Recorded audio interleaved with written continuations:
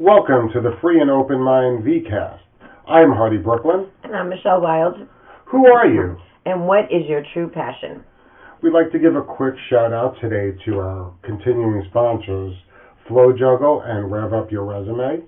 Their contact information will be in the show notes, and Flow Juggles will be in a cool video at the end of this presentation. So we just want to recap over the last shows that we've been doing, and we've been discussing boundaries, consent. We had Chartres on here discussing our relationship with money, and all that stuff was to help you define your own boundaries, to have your own consent, so you can actually find your true passion and then actually pursue it, right? So now that we gave you all this information, I guess the nut of what we're really trying to do is give people actions to actually pursue that passion. How do we get there? How do we get from A to B, right? And how do we ask ourselves those questions that we need to ask, whether it's through our coach, through our therapist, through our mentor, through our champion? How do we move forward? So how do we figure out what our passion is and then what steps to take? Right, exactly. So there's some very important questions you need to ask yourself. And a lot of these questions have come out of me working in the life coaching world and working with other coaches and doing workshops. And one of the things that this helps you do is it helps you take the clutter out of it and take the negativity out of it. Because a lot of people want to make a change because they don't like something at their job or because they don't like something in their marriage. But they're not really changing it because they want to go somewhere. They want to get away from something. Right, exactly. And when you're trying to do change where you're getting away from something, it's not as positive and as successful as when you're trying to do change and you're going to something. So to figure out what your passion is, I'd like to start by asking my clients a bunch of questions. And when I say that statement, what's the first thing that comes to your mind around what is your passion? You're asking me what? Yeah, sure. We'll do the exercise with you. Okay. Creating art. Okay. That's always been my passion since I was a kid. From day one. That's all I've ever wanted to do. Nothing else. Okay. Yeah? So then the next question I ask is, name 5 things that you like to do. I like painting. I like drawing. I like going to museums. I love being social, and I like engaging with people on a deeper level. So that leads perfectly into the next question. Yes. What are 5 things when you're out in public or even when you're with your partner? Oh, wait, can I say something that I'm able to answer these questions really quickly and easily because I've done all this work and I found my passion and I found a path that I'm actually really happy with. So for you out there, it might not be that easy, and it might take a few days, and it might take a little research and a little soul searching. And then that's true, because when I'm going through these questions that I'm going to ask, these 5 questions typically take me an hour with a client on the phone to really go through them and really go into the meat of them, and we're just touching on that here. Right, and even the hour on the phone, it's this person's still going to get off the phone and still kind of really they have homework. They have homework, yeah. You have to really figure out, because if you're going to make a change for something better, you don't want to end up being stuck in something that you don't like again, right? Correct. So name 5 things that you like to talk about. That I like to talk about. I like to talk about fetish. I like to talk about art. I like to talk about interpersonal relationships. I like to talk about spiritual stuff. That's 4, right? Mm-hmm. Another one. I like to talk about other people. No, I'm kidding. Mm-hmm. I like to talk about making change in the world. Okay. So then the next question I would work through my clients with is, what makes you feel warm?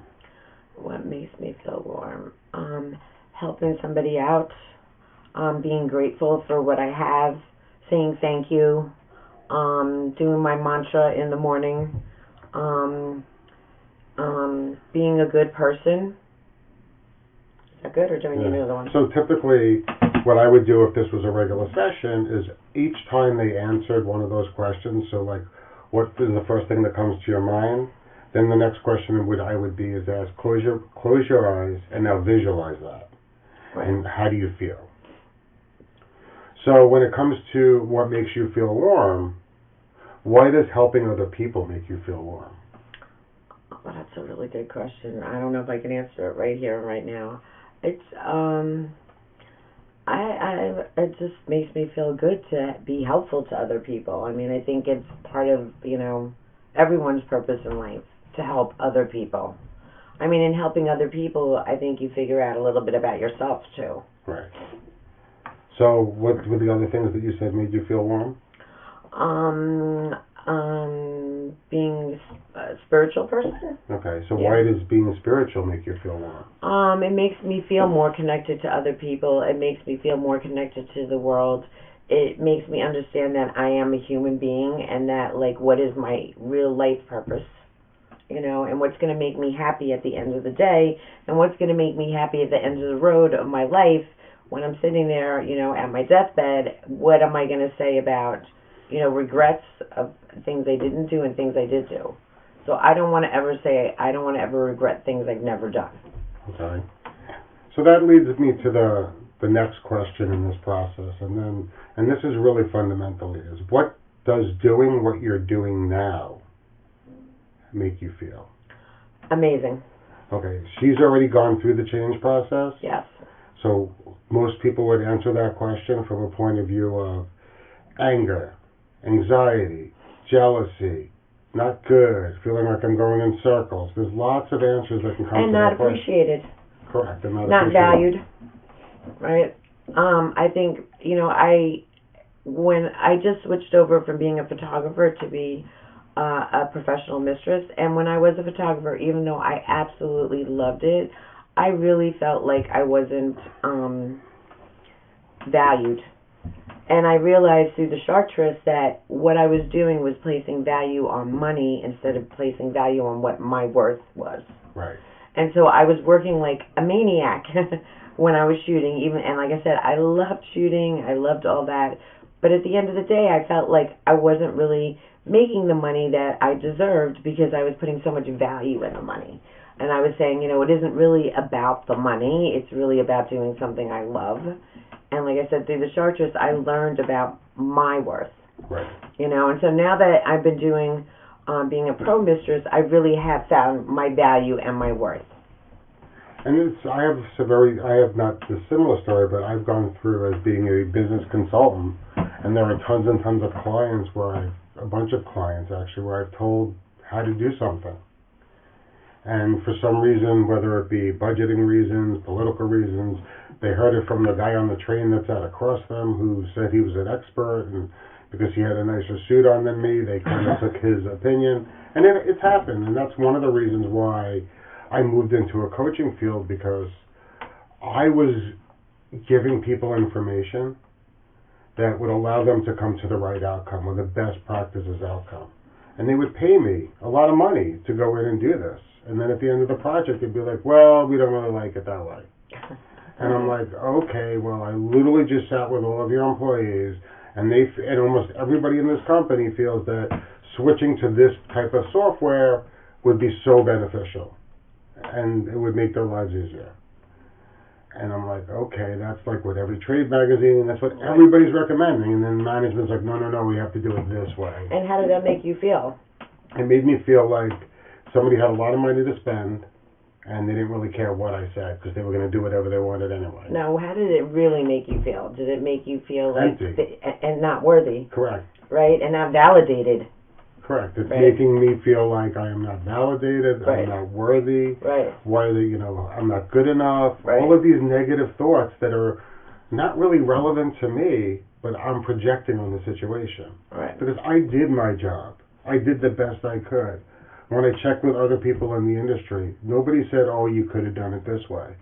And this was something that repeatedly was happening. I mean, repeatedly happening for me. And it was happening with certain types of clients. And then there are other types of clients where whatever I said was the rule of law. And by looking back at how I interact with those clients, The ones that took what I said as a rule of law, I was more friendly with, and I was more of a coach than a consultant. Okay. And that's what made me. So, and how did you handle when they said to you, you know, we don't want to do it this way? After you've gone through everything, they agreed to it, and then they say, now management's changed their mind. A lot of times they'll say it's your money. Okay. You know, I'm still getting paid, right? And as long as I'm getting paid, in all honesty, I take a step back and I'm like, I don't care. Yeah, and that's not good. And that's not really the kind of, you know, career that you want to have, right? Correct. That's why you want to be passionate and you want to be appreciated. And I noticed as time went on and as I worked more in certain sectors, I saw more of that happening where, you know, we would recommend a product and a service that was best practices, best of breed, but it wasn't in the Gartner chart yet. Okay. Or it wasn't in one of these businessy things yet because it was a new upstarting company or they didn't submit and pay to be Gartner rated because a lot of times those are not cheap things to get. And I would just sit there and I would watch them just pour money into things and I'm literally giving them, you know, a stop. Like, listen, you can stop pouring money and just buy this thing. And just watching them from the point of view, and when I think back to it, and I look at those clients, unfortunately, we also sat on very different political spectrums. Right. But I mean, besides political spectrums, you had two different outlooks in life, right? Yes. So they were looking at it from a point of view of fear. Right. And needing as much money as they possibly, and the only thing to them that's important is money. I mean, these people have millions of dollars in the bank. I mean, millions. Some of them are close to $1 billion. And, you know, when you go out to lunch, they're going to borrow a quarter from you, but you can't borrow a quarter from them. So I made a decision because what I was doing now was not making me feel warm. It was making me feel disconnected, a whole bunch of things. Right. To transition into another career that will make me feel warm. Right. And will give my body the positive reinforcement that it needs so that I don't stop caring. So in essence, you know, when you ask yourself those same questions, you realize the people that actually listened to you, that you were actually really kind of coaching them. Right. And so that's what really made you happy. Right? That was something you were passionate about, right? Yeah. So once we go through this exercise, and I recommend answering these questions a bunch of different times, and then when you answer each of the questions, you want to ask yourself why. Where is that coming from? Right. So you want to make sure that it's not you're getting wife approval, it's for something your grandmother said to you, or the way that your priest beat you. Right. So we want to really take ourselves back and look at each of the questions. So when it says, like, what do you like to talk about? I like to talk about sports, not really sports, but I like to talk about music. I like to talk about art. I like to talk about, you know, what's going on in the day-to-day world. So right. So basically what you're saying is answer the questions honestly without any other interest. Like, be honest with yourself. Nobody's going to see it. Right. And the reason why I said I like to talk about sports was like a little slip-up because everybody around me talks about sports. Right. So I always have to be sort of conscious of being able to talk about sports. Or, you know, like I love talking about Burning Man because that's super easy for me, and I have to be conscious of that. And I have to make sure that I'm always talking about things from my true passion. Right. And not from a negative space. Right. And so talking about negative space, one of the things we wanted to bring up was the change triangle, right? Because that brings up about doing changes from a negative space, which you don't want to be doing.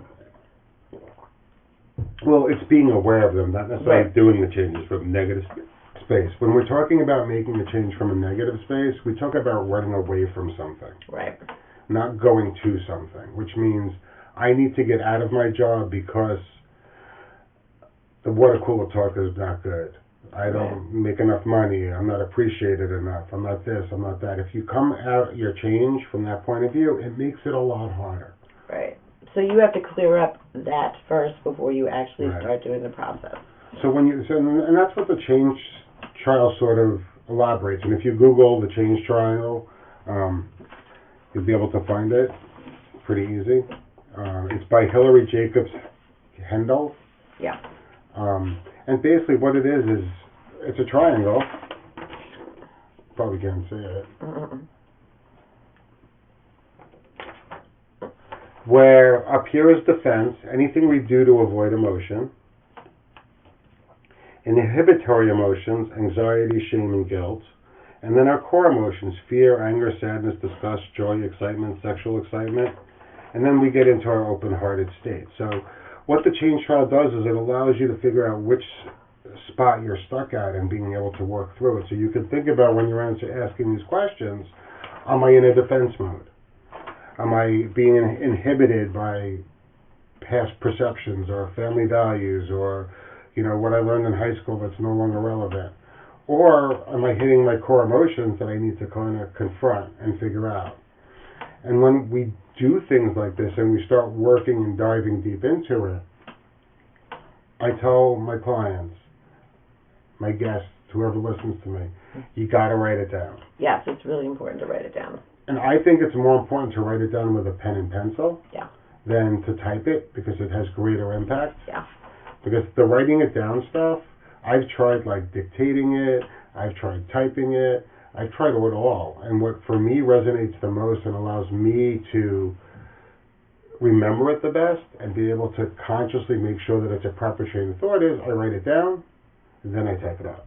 Yeah, I write it down as well, definitely. And I write it down sometimes a few times, just to kind of, because I write it down the first time and then I might write it the second time a little tweaked and stuff. That's why, you're not going to be able to answer these questions like right off the bat. Some of you are, most of you won't. And it's something you just have to like ponder of and think about. Because if you are making a life change, it doesn't happen overnight. It's little baby steps along the way. So now we figured out, let's assume we went through all these questions and we kind of figured out, what we want and what we want to change to. Right. The next thing I highly recommend people to do is write down everything you think you need to do to get to that new point in your life. Whether it's quitting your job, getting a driver's license, taking an online class, getting a coach, getting a therapist, getting a mentor, doing some research on Google, joining some community organizations. Maybe it's going back to community college. It doesn't matter what it is. Maybe it's going and getting a Udemy course. So whatever it might be, write it down, because what's going to happen is you don't want to forget a step. Right. And when we're writing down the steps that we want to take, we need to make sure that they relate back to where I want to go, not where I'm coming from. Right. So I think it's good, to write stuff down. I think the ultimate goal is written down, and then everything underneath that needs to be done. And then you can, once you kind of digest it all, because it's going to be a little overwhelming, you can write down goals by the month, by the week, by the day, by the year, and goals, it's not set in stone. Some days it's only going to be a baby step. Sometimes it's going to be, next day it's going to be a few steps, and you have to, the most important thing is to be compassionate with yourself and understand that things will change and kind of move a little bit and not be exactly how you have it written. And that's the one thing you need to be. You're making a huge change in your life, your way of thinking for a lot of people, who you're going to be around. You're going to have changes in friends come and go. Yes. You're going to have family members that will change the way they react to you. So give yourself, in that steps, check-in times. So that, if you have a step that says to do this, we need to say, oh, my step today is to tell my wife that I'm thinking about changing my job. Okay. Great. That's a solid step that I can kind of relate to, but how do I validate that after to make sure that I did it and that I did it in a positive way and I recorded the information and her responses so that in 6 months or in a year, when she's mad at me because we have no money, I changed my job, things like that, I could go back and I could say, hey, hon, yeah, we actually did. Going through my process, we had a conversation about this on April 3rd.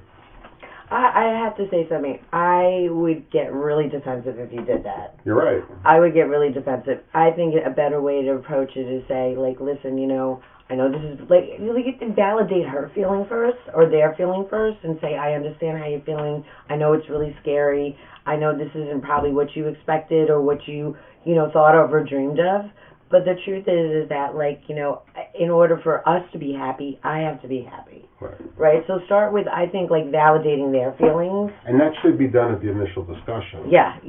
And hopefully the person that's your partner and your spouse is going to be one of your champions and one of your supporters. Right. So that when they forget or when they dwindle off, you can be like, hey, hon, I understand where you're coming from. Right. But we have had these conversations multiple times. Right. And I recommend, and one thing that's really worked for me is that when I'm going through change and I'm writing the steps that I have to do, I work with accountability partners. And it might not just be one. So, like, if I'm going to have a conversation with my spouse and figure out how that went, what's the next step after that? The next step is, for me, to talk with my coach about it, to talk with my sponsor, to talk with my mentor, to talk with the different people about it, and my accountability partner, because then I need to quantify it. I can't just have that conversation. Right. I have to have that conversation and make sure that they have action items and they understand what I need from them, and that I understand what they need from me. And that's really important. Yeah, it is really important. But again, not coming from a negative space. Correct. Ever. You want to always be kind of positive. I'm telling you, if you're positive, it feels so much better. It feels warm. Being negative does not feel warm. It feels really defensive, and your body, takes in that really negative energy. And a lot of times we don't even realize it because it's doing other damage to our body that is not easily noticeable, that's not really showing up mentally or physically at that time. It could be doing damage to your kidney, your liver, your joints, your arthritis, all those things. Right. Now, I'm not saying I'm not saying it's bad to be negative. I'm saying just recognize it is the important thing. And recognize it, and then maybe give yourself, something to do to sort of get yourself out of that funk. So now we've got to that point. We've written down our manageable steps. We need to give ourselves an open heart. Yeah. By basically saying that we're going to basically once a week, once every 2 weeks, whatever your comfortable check-in point is, you're going to check in with your notes. And you're going to be like, wow, I did number 1 and I was super successful. Right. Wow, number 2, I went 62 steps backwards. Right. So it's going to give you a point of referencing it and then to know where you're weaker, because one of the things that you'll notice over time is that the things and the places that you're weaker at are all going to be based on some kind of the same emotion. Right, or things that you skip over. Like, I'll do that tomorrow. Right, so you have to figure out why I'm skipping over it. Right. If this is my passion, why am I skipping over it? Right, what is that? Yeah. So we're going to continue this, we're just about wrapping up the episode now, so we're going to basically be continuing this probably in a 2 or 3 part series over the next couple of weeks. Yep.